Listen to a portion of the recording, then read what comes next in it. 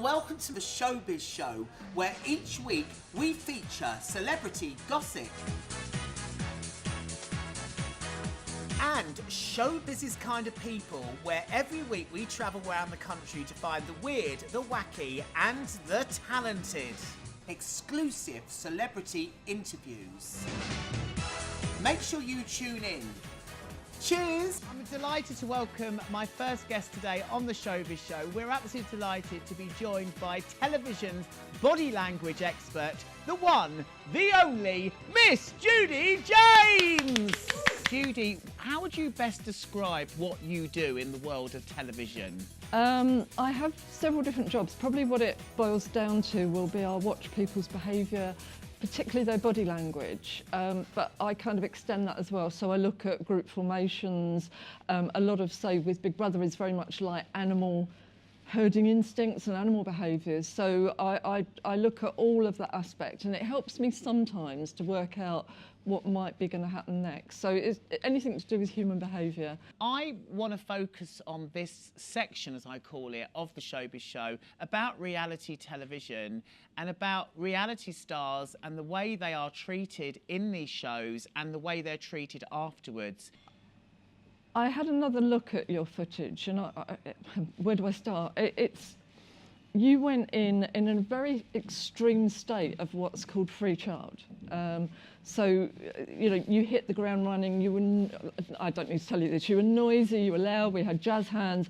And that was very entertaining on the way in. There's how you are to get on the show, and everybody goes, oh, look, he's a real character, look, he's going to be blah, blah, blah, this, and this. But with all of the, and you probably more than the others, once you get in there, you've got to integrate with the group, and that's a very, very different set of circumstances. And I was so interested by your group. Yeah, in my show, they were very, very young, the housemates, as young as 20, and the conversation all day was about Nando's and about Snapchat. I mean, I'm a 47-year-old man. Why do I want to talk about Nando's and Snapchat all day? I mean, give me some credibility. That's enough to do your brain in for a start. I mean, that's the point, the dynamic. And although people are young, I still say that it takes you back to memories of childhood, integration techniques from childhood, how you got on at school, you know, what happened to you when you were at school. The integration techniques, even if they're young, you will still go back to a form of childhood, which is where it doesn't matter how young they are, they can still have power over you. Oh, Judi, this is great stuff. But now joining us on this subject of reality, we're absolutely delighted to welcome onto the sofa, or the chair, the wonderful, the gorgeous Mr Sam Callahan. Hey. Thank you. So, obviously, I'm going to be talking to Sam about his career and what he's doing now. The fact that we are, I mean, Sam, you were in a very, very big show in 2013. Afterwards, going back into society, how was it for you? I think personally, I think there are so many different attributes that a viewer, like, you know, the general public, don't kind of take into account. And I didn't, you know, before I went on the show. I get shouted at quite often by, it's usually a group of lads or you know, a couple of lads with their girlfriends, like trying to sort of be a bit alpha male, and they'll say things, and they'll call me X Factor this, and you know, like you say, X Factor reject. Yeah, a few times. I mean, Judi, They think that you've had this fantastic life and that you're still having it. They think that's why, you know, you get the awful comments on trolls as well. I think it's a it jealousy makes thing, them isn't it? feel bigger. Yeah, I mean, they want to be as big as they see you being. So by doing that and then maybe hurting you and diminishing you, they feel on a level with you, which is ridiculous. I mean, when they use the term reject, it's kind of laughable. Like my year on the show, I didn't win. I didn't come second, I didn't come third, but I came sixth. And that year of the show, we had 350,000 people audition to be where I wanted to be, and to where I got to, you know, to be where I got to. And I got there. I got to sixth place. I got to the X Factor finals. Like, I personally don't think that's a reject. But they'd call you that if you'd won. I mean, that's the whole point with that kind of criticism. Yeah. It's never valid. It's just something that they want to, you said they want to be alpha male. And that's what they're doing, they're bigging themselves up. If you'd have won, they'd still say the same thing. Sam, you suffered a lot of abuse and even violence, you say, after the X Factor. One time was in a bar, literally just across the road from my home. I luckily knew a lot of the bar staff and the bouncers and that, and I was in there and with a friend, and I was just chatting, and this guy come and sat very close. It wasn't a really busy bar, so there was plenty of space. Come and sat very close, and then made himself very, made me aware he was there and started sort of nudging me and stuff. And I was like, and at first I just thought, he's just drunk, he's got no spatial awareness. So I sort of looked at my friend and we sort of giggled a bit, and that was it. And then he did it again really hard. And I turned around and I was like, are you all right? Like, can you stop? And he turned around and grabbed me like this. And so I grabbed his hands, and I mean, I've always been taught to stand up for myself, but being in my situation, doing the career that I've chosen, you have to kind of calm that down. So I just grabbed his hands and went, okay. I was like, you don't want to do that here. I was like, calm down. And looked at my friend Claudio, who works behind the bar, and I was like, dude, can you call someone? So he got on the radio. Before anything could happen, the guy literally just went bang and hit me. And it gave me a black eye, and I had a shirt on, and it ripped that. So I'm standing in the bar like with a ripped shirt. And reasons? Nothing. Was you a Sam Callahan that was on the X Factor? Yeah, I had that. I had a guy knock a pint out my hand, and then the first I was turning around, I was like, "What the hell are you doing?" And the first thing he said to me was just like, "Don't push it." I wasn't even in a line, so I don't know what he was talking about pushing in. He was like, "Don't push in just because you think you're big because you've been on telly." I was like, I haven't even said a word to you. Like, I didn't even realise you were there until you just knocked my drink out my hand.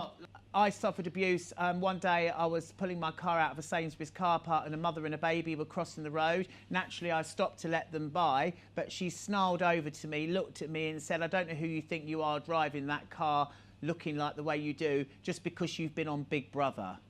Yeah, people are crazy. You said the word jealousy. I mean, it's a very warped version of jealousy. The public see you on a big show and they think you're famous and you're having a wonderful time and you're mixing with all these celebrities and going to events and getting everything given to you. But actually, it's not always like that. You do have to wake up the next day. You do feel low. You do feel depressed. You do feel like you don't want to go out looking like $1 million. Not saying I look like $1 million, but some people do. And it's an effort. It's tiring. It's quite boring, actually. You want to be yourself. And like, as soon as you do that, the public starts saying things about you, the press make up horrible stories about you. How do you overcome that?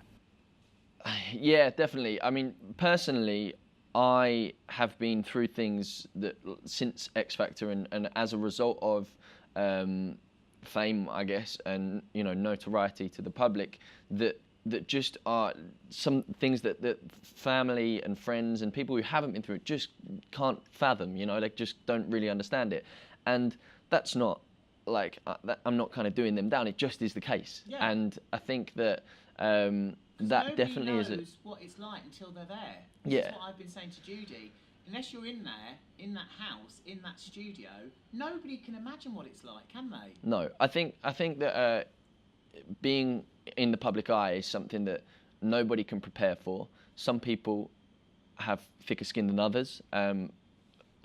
God knows what happens to the people that don't have that thick skin. I have thick skin and I still struggle sometimes. There's a lot of people in showbiz that are not thick-skinned that will crumble. It's the thick-skinned ones that will survive a show like Big Brother or The X Factor. I've had some bad press in the past. I can literally think of a day where I had some bad press, and I realised in the evening that I'd been sitting on my bed looking out my window and literally like hanging my head for most of the day. And I'd been on the phone and doing things and trying to sort of get my head straight, but I realised I'd literally been physically hanging my head because of the way it had made me feel. And it literally felt like a massive weight on my shoulders, and I was like, how do I overcome this? How do I get out of this? And I think the scariest part for me was that every time I tried to speak to somebody who was like, my guardian angels, the people that I go to generally when times get tough, as amazing and supportive as my family and my friends and everybody are, they don't really get it, So what do you do then? No one can imagine watching Big Brother from the viewers what it's like being in that house.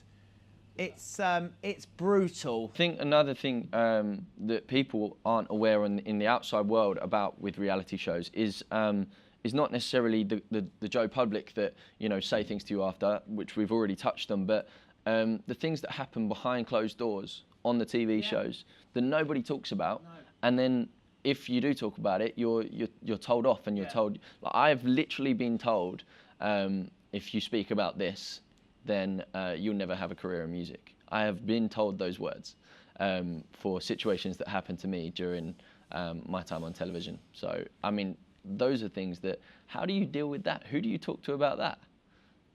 Like you say, you don't.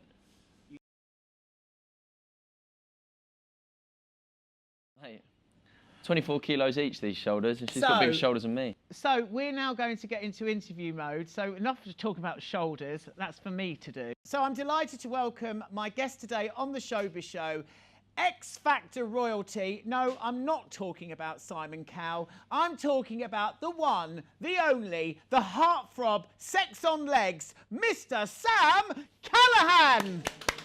Sam, thank you for coming on the Showbiz Show. No worries. It's great to see you. I think the last time we saw each other was at Freedom Bar about 2.5 years ago. Oh, I was probably very drunk. I think you were, so was I. But it's lovely that you're here today. So come on, tell us what you've been up to. What is going on? Lots. Good. I've literally submerged myself in music over the last year. I've been signed to an independent label. I have had a couple of singles out this year. One of them reached the top 100, which is my first top 100, which was cool. We're working on the third single, working on an album at the moment, and that really is kind of the crux of it. I spent a lot of time doing things that I don't feel were necessarily beneficial to actually why I'm here and why I do this. You know, I spent a lot of time posing for pictures and stuff like that. Oh, don't worry, I've seen them all. But the thing is, though, is what you're doing is you're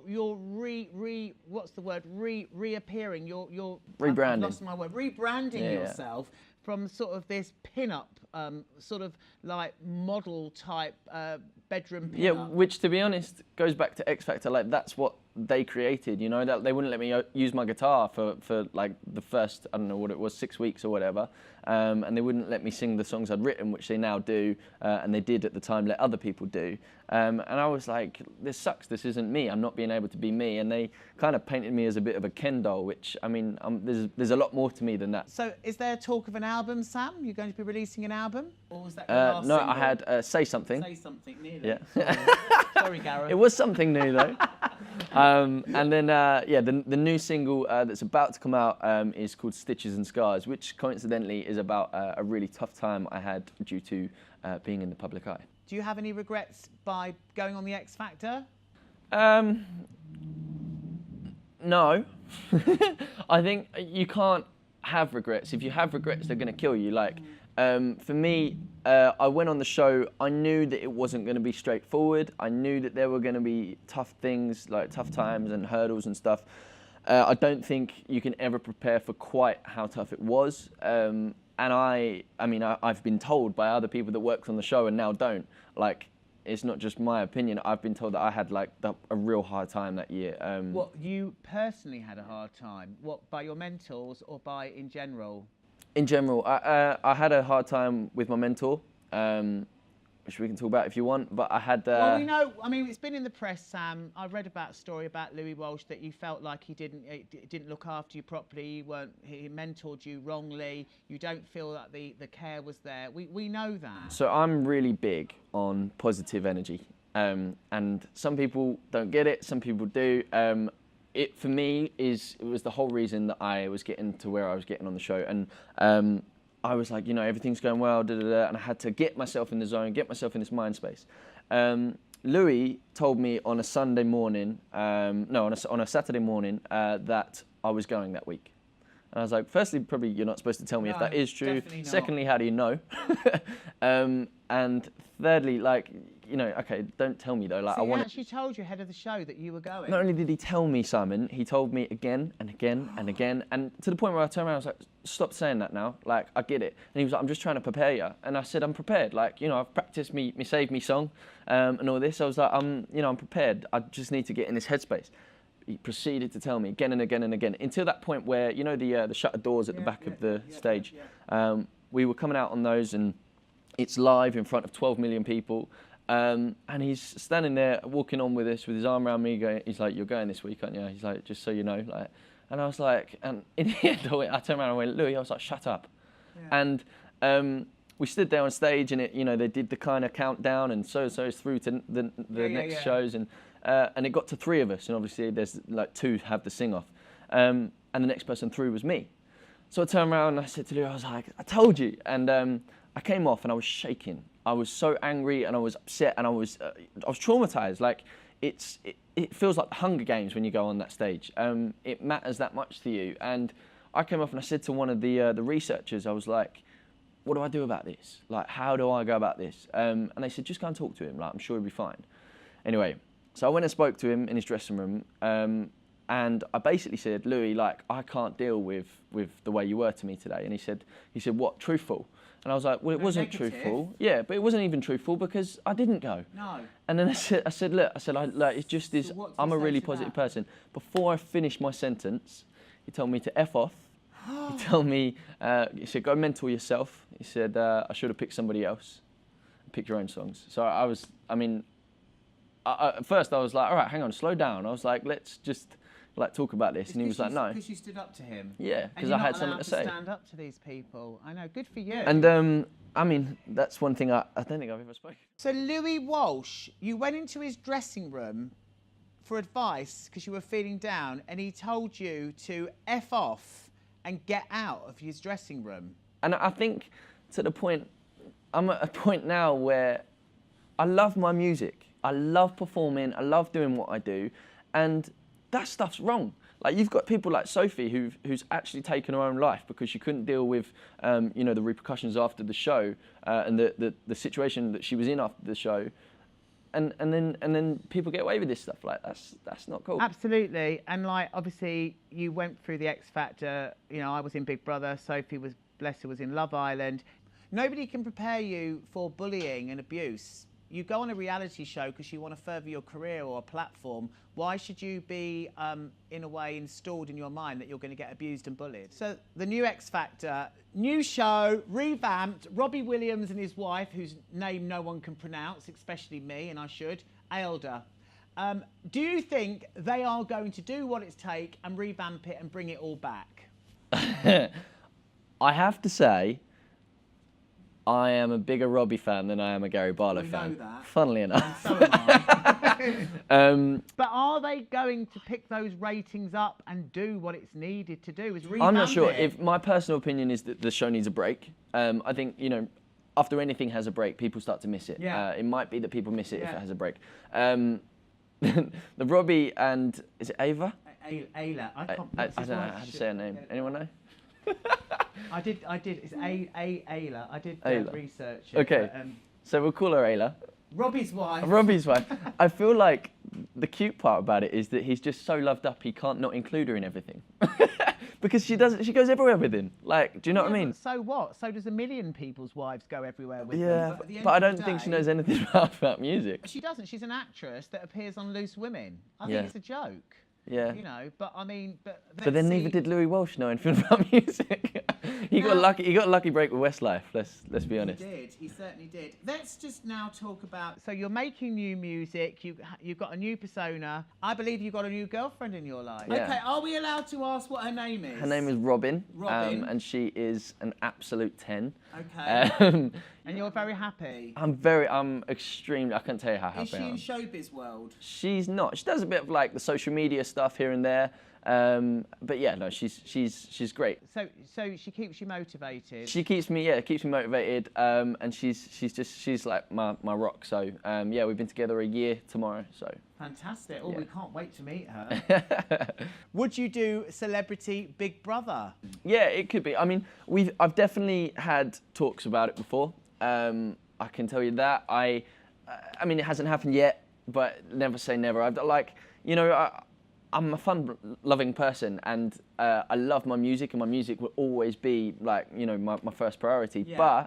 But something like Big Brother or I'm a celeb, these things do appeal to me. I think they could be fun. So I'm a celebrity. Has there been interest there as well then? Maybe. You never know. They might throw a few exes in. Yeah, there's maybe a few old haunts might come out of the cupboard. Yeah, maybe. Can we disclose any of them? What do you mean? How? Well, I don't know, a few ex-girlfriends. I mean, I've been reading about Jane Parks. Who isn't my ex-girlfriend? Who was never your ex-girlfriend. No. Listen, this situation came about. It was a fabricated, it was a picture of me sort of holding her hand on the way into a club, which got fabricated and, you know, blown up in the press. And they created this love story. But she fell in love with the idea that we were having a thing, and we weren't. And then... Oh, come on, Sam, you must have had something. No, holding her hand outside a club. Mate, I'd hold your hand to a club. Oh, would you now? Listen, so I said, look, like, that's, you know, I kind of cleared it up. I said, that's a load of rubbish. And then she started throwing digs at me, calling me names and throwing a load of shade at me. So I just said, she's psycho. That's like... I said she's nuts. She is. She's off a rocker. So the future's looking bright for Sam Callahan. New girlfriend, new single, not showing your body off anymore. We may see you on the next series of Celebrity Big Brother. Well, if there will be another series, they've got to do one more with Sam Callahan. I think he deserves a big round of applause!